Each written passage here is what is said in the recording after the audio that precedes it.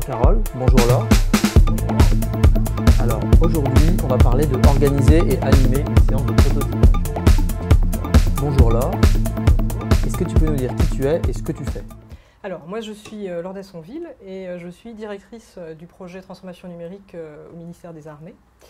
Moi, ce qui me passionne, c'est d'impulser des dynamiques collectives, poussant du changement, évidemment, avec le digital et toutes ces nouvelles méthodes, cette nouvelle façon de faire, en gardant toujours présent à l'esprit le collectif, le travail ouvert, et puis l'envie de produire des choses concrètes, des solutions opérationnelles. Et ça sert à quoi de faire du prototypage? Alors, moi, je ferai d'abord une différence entre différentes choses. Un prototype, une maquette et un démonstrateur. Un prototype, pour moi, c'est un peu le premier de série. C'est finalement le produit minimum viable, le premier objet qui répondrait à un ensemble de fonctionnalités, qui résoudrait peut-être la majeure partie des points d'irritation que les utilisateurs ont mis en avant. Donc ça, c'est une première chose. Et puis, on a la maquette. La maquette, c'est quelque chose qui va permettre de tester une interaction avec des utilisateurs, tester des cas d'usage, explorer justement ces nouveaux cas d'usage, un travail collaboratif, des gestions d'alerte, des choses comme ça.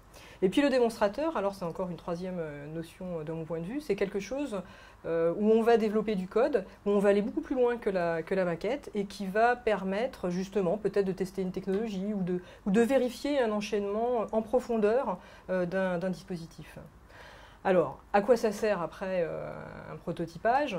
Avant tout, c'est quelque chose qui va permettre de tester. C'est quelque chose qui va permettre de tester et d'expérimenter. C'est l'occasion de vérifier qu'on ne s'est pas trompé, d'explorer une piste, se donner la possibilité de revenir en arrière ou de se réorienter, de pivoter parfois. Un prototype, c'est quelque chose qui permet aussi d'accélérer.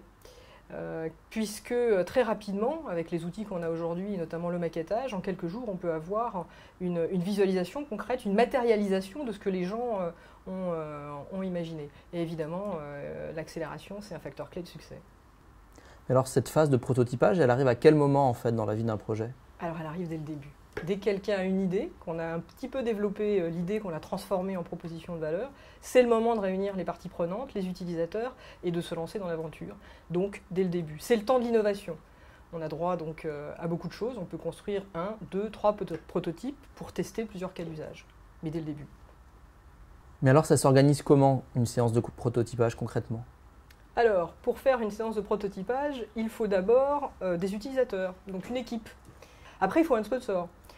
L'idée n'aboutira pas s'il n'y a pas derrière une autorité cliente qui va soutenir, porter l'idée, en être convaincu. Voilà. Et puis il faut évidemment des outils, il faut une méthode. Et donc une bonne méthode, c'est de s'inspirer par exemple de ces nouvelles façons de faire qui sont la pensée design, où on va tout d'abord écouter les utilisateurs, s'immerger dans leur vision, dans leurs besoins, dans leurs relations à leurs solutions. On va les écouter, on va comprendre un petit peu leurs problèmes, on va caractériser et puis on va commencer à rentrer dans leur vécu, dans leur parcours. Ça s'appelle l'expérience utilisateur. On va la formaliser. On va même aller jusqu'à la dessiner. Et ça, c'est quelque chose qui est incroyable parce que le digital, c'est quand même quelque chose de très abstrait. Avoir l'occasion de dessiner ce que les gens ont imaginé, avoir l'occasion de le scénariser, de faire ce qu'on appelle un storyboard, comme une bande dessinée, c'est quelque chose d'incroyable. Après, vient le temps du maquettage et donc du test, de la concrétisation de l'idée et de l'expérimentation avec un panel d'utilisateurs. Encore une bonne façon de vérifier que les premières idées sont viables. Présentation aux utilisateurs, présentation aux sponsors, et tout cela de manière itérative. C'est ça qui est intéressant dans ces nouvelles méthodes, c'est qu'on peut rejouer ce qu'on a imaginé plusieurs fois, et à chaque fois on va ajuster. C'est une façon de ne jamais faire trop de perfectionnisme.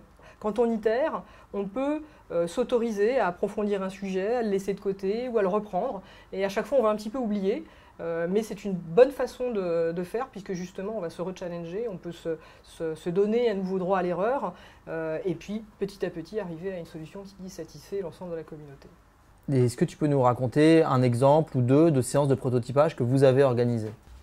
Alors un bon exemple, c'est ce qu'on a organisé à Ballard lors de notre phase d'accélération suite au défi numérique. On a réuni plusieurs équipes en même temps dans une même pièce et on les a fait retravailler sur la problématique qui avait émergé. Donc on avait par exemple 3 équipes avec 3 sujets différents, une équipe de la direction des affaires juridiques, une équipe de la direction des affaires financières et une équipe assez transverse qui travaillait sur un sujet de conseil formation. Très rapidement, les équipes se sont réunies, chacune dans un coin de la pièce, et puis elles ont commencé à reformuler la problématique en chacune produisant leurs idées sur des post-it. Des questions ont émergé sur mais d'où viennent les problèmes. Et puis, il y a une autre phase qui a démarré assez vite, qui est d'identifier quels sont les types d'utilisateurs, quels sont les profils. Alors ça, c'est ce qu'on appelle un petit peu les personas. Donc il s'agit de caractériser chaque individu au travers de ce qu'il pense, de ce qu'il ressent, de ses préoccupations premières. Et là, les gens communiquent autour d'un même panneau en matérialisant d'ailleurs l'individu. On lui donne un prénom, on lui donne un visage, on le dessine. Et cette façon de faire permet vraiment d'incarner ce qui va se passer tout au long du parcours du fameux persona.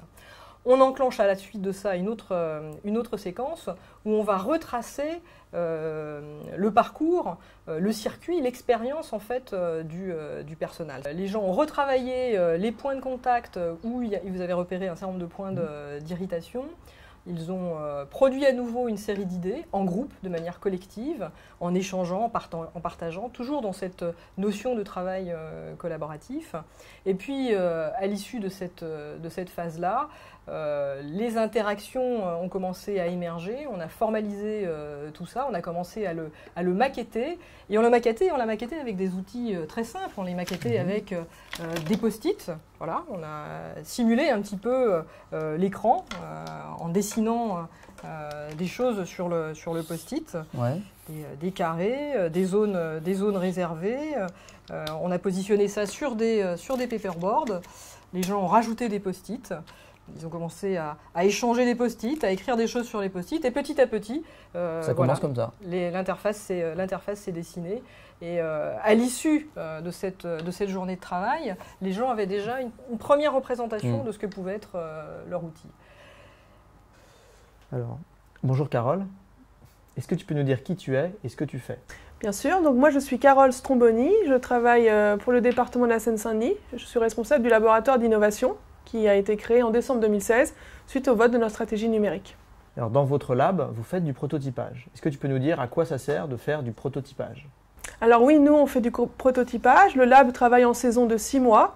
Donc là on a eu une saison de janvier à juin qui s'est divisée en 3 temps. Un premier temps d'idéation, ensuite un temps de prototypage et enfin un temps de transfert aux directions métiers des résultats des prototypages. Donc pour nous le prototypage c'est une phase essentielle de la phase d'innovation puisqu'il permet de tester les idées qui sont issues de la phase d'idéation. Donc l'idéation, on produit les idées. On produit les idées, donc nous on a fait des sprints créatifs de 4 jours sur in situ, là où étaient les problèmes. Et à l'issue de ces sprints créatifs, nous avons eu des idées. Donc par exemple pour les parcs de la Courneuve, c'est un parc où on a installé du Wi-Fi, nous avons réfléchi aux usages qui pouvaient être liés à ce Wi-Fi et nous avons prototypé des usages. On a prototypé une application. Et puis ensuite, on a creusé ce prototypage dans un deuxième temps, dans la phase de prototypage, avec, dans le cas des parcs départementaux, des tests sur des capteurs thermiques pour des tables de pique-nique pour voir si elles étaient occupées, des tests sur des places de parking, pareil, pour pouvoir indiquer aux personnes handicapées si des places étaient libres, des bornes de satisfaction. Donc on a testé plusieurs usages qui étaient issus du sprint et une application notamment. Pendant cette phase de prototypage, et ça nous a été vraiment très utile. Mais alors, comment ça se passe concrètement? Quand vous êtes dans cette phase-là, qu'est-ce que vous faites? Alors, sur la partie parc connecté dont je parlais à la Courneuve, nous avons travaillé avec un prestataire extérieur qui est Orange, qui nous a, en partenariat d'innovation, aidé à prototyper les usages que nous avions imaginés en phase de sprint créatif. Donc nous, on travaille en partenariat ouvert, en écosystème ouvert, avec des partenaires du territoire. Est-ce que tu peux nous raconter une ou deux séances concrètement de prototypage? Oui, bien sûr. Donc concrètement, nous, on a choisi plusieurs options pour prototyper.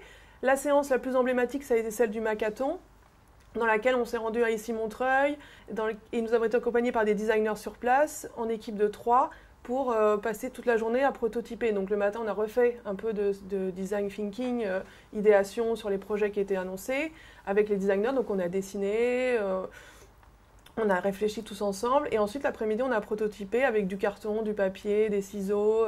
On s'est mis aussi avec l'imprimante, la graveuse laser. Enfin voilà, on a utilisé les outils du Fab Lab pour prototyper concrètement nos outils. Donc ça, c'était une journée avec un partenaire extérieur. Un autre temps de prototypage, ça a été avec Marvel. Donc cet outil permet de dessiner des écrans d'application et ensuite de prendre en photo et de pouvoir identifier des zones cliquables. C'était vraiment assez enthousiasmant de pouvoir réaliser si vite des prototypes. Mais alors, en termes d'outils dont on a besoin, est-ce qu'on peut prototyper avec ça, par exemple? Tout à fait, on peut prototyper avec ça, on peut prototyper avec ça. Et ce que je disais avec Pop Prototyping ou Marvel maintenant, c'est que les deux sont complémentaires. Donc nous, on pouvait effectivement prototyper des écrans d'application et déjà les paramétrer. À mon sens, avec le téléphone aussi, on peut faire des films, on peut prendre des photos, faire des romans photos, voir un peu le parcours usager, tester avec les habitants ce à quoi ça pourrait ressembler. Donc évidemment, on peut prototyper avec papier, ciseaux. Alors d'accord, tu dis qu'on peut prototyper avec ça, mais on peut faire quoi concrètement? Alors concrètement, on prototype avec un téléphone, on peut faire plusieurs choses. Moi j'ai une collègue, elle a fait une vidéo sur un nouveau service qui pouvait être proposé à des personnes âgées dans les campagnes, qu'elles puissent être conduites par des auto-écoles. Donc avec son équipe de prototypage, ils ont fait un film ensemble. Et avec leur téléphone? Avec leur téléphone. Donc on peut filmer avec son téléphone des cas d'usage et tester auprès d'utilisateurs potentiels et on a une idée de ce à quoi pourrait correspondre le service. Un téléphone, ça peut aussi servir pour prototyper une application. Donc il y a des outils qui existent comme Marvel Application qui permettent, en dessinant des écrans, de les photographier, d'identifier des zones cliquables et donc de créer son propre menu et son propre parcours à l'aide de dessins. Donc en moins d'une journée, on peut avoir une application qui fonctionne. Voilà 2 exemples de prototypage avec un téléphone.